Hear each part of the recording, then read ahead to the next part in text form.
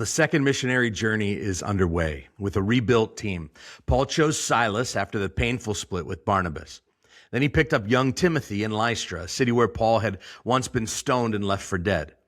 They delivered the Jerusalem Council's decision wherever they went, and the churches grew stronger and larger by the day. The team is new, the mission is clear, and the road stretches now west into territory no apostle has touched yet. But that stretch of road is about to take an interesting turn. Let's read Acts 16, 6 through 10. They went through the region of Phrygia and Galatia. They were prevented by the Holy Spirit from speaking the message in Asia. When they came to Mysia, they tried to go into Bithynia, but the Spirit of Jesus did not allow them. And so passing by Mysia, they came down to Troas. And during the night, a vision appeared to Paul. A Macedonian man was standing and pleading with him, "Cross over to Macedonia and help us." And after he had seen the vision, we immediately made efforts to set out for Macedonia, concluding that God had called us to evangelize them. So Paul had a plan. He probably intended to swing south toward Ephesus, which was the crown jewel of the province of Asia. It was a major metropolitan center, a strategic beachhead for the gospel. And so it made perfect sense, but the Holy Spirit said no. And so Paul adjusted his plan. He turned north toward Bithynia, the region along the Black Sea. Another logical move, another reasonable missionary target. And the Spirit of Jesus said no again. So now there's two closed doors in rapid succession. And Luke doesn't tell us how the Spirit communicated these things. Maybe it was an inner conviction for Paul. Maybe it was a prophetic word from Silas. Maybe there were circumstances that they found out about that blocked their path. We don't know exactly.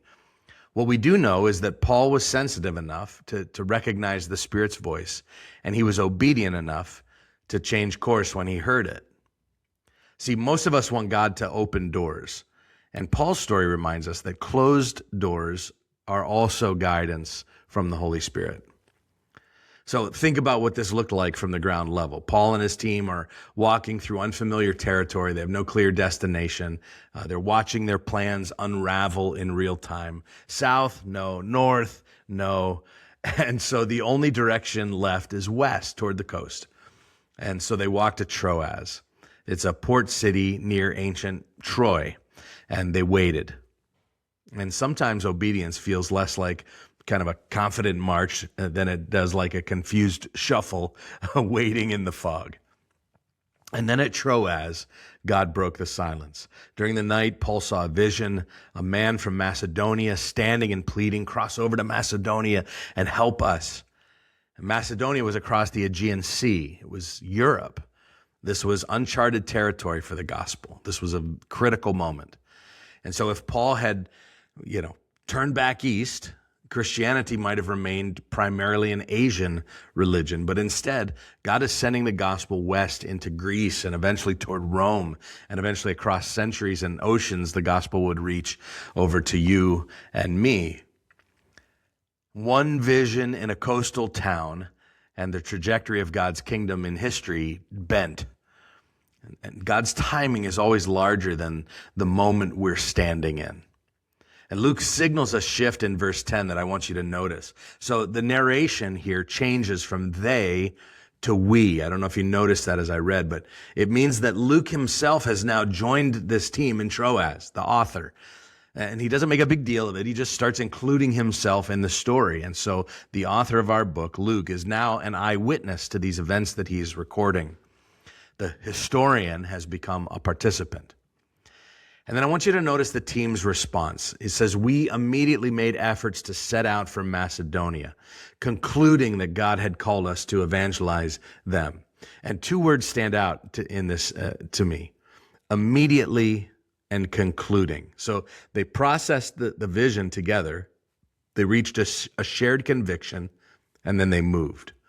And so obedience has a shelf life. Like when God speaks, delay is its own kind of disobedience. And then there's the other word, concluding. Concluding carries the idea of putting pieces together. It's like assembling a puzzle. Two closed doors plus one vision plus the open westward road. These things all added up to a clear direction or conclusion. And I just think it's a great picture because discerning God's will often works this way. Like you rarely get a single neon sign. You rarely, I don't know about you, I rarely get a booming voice from heaven. Instead, you often get a series of redirections and maybe a growing conviction at the same time, and maybe some other people, a community around you that confirms what you're already sensing. And eventually those pieces click into place. This passage also reveals something profound about how the Spirit operates. So the Spirit's activity in Paul's journey confirms that God is still writing this salvation story, that God is still in the business of rescuing people. They are evangelizing them. And so the Spirit who closed two doors, opened a third, is the same Spirit that's active in your life and mine today. He is still doing this. He's still redirecting us. He's still interrupting plans from time to time. He's still sending people to places they didn't expect to go so that the gospel could keep going forward. And the mission here is personal. Remember, the Macedonian man cried, "Help us, help us." Somewhere across the water, people were desperate, and they weren't even sure what they were desperate for. The gospel has always moved toward need. And so what might a step of ordinary obedience look like today? Well, I want to offer you a reflection. Are there any doors that have closed in your life recently? Maybe a job that didn't come through. Maybe a relationship that seemed like it ended. Maybe an opportunity that fell flat. You've probably spent some energy grieving those closings or questioning whether you missed something along the way. But what if the closed doors are the guidance? Like what if God has been steering you by the things he's prevented as much as by the things he's provided? And so would you sit with this question today? What is the one open road in front of me that I've been too distracted by closed doors to notice? God's no is often protecting our yes. Let's catch up again tomorrow.